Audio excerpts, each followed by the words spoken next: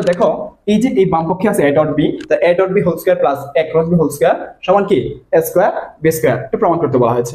অর্থাৎ MCQ option থাকবে, তাই এমসিকিউ এর অপশনটা সঠিক অপশনটা আমাদের বের করতে হবে। তো দেখো আমরা বাম পক্ষটাকে সমাধান করি, a dot b whole square plus a cross b whole square, তাহলে a ডট b সমান কি ab cos theta whole square plus a cross b কি ab sin theta whole square.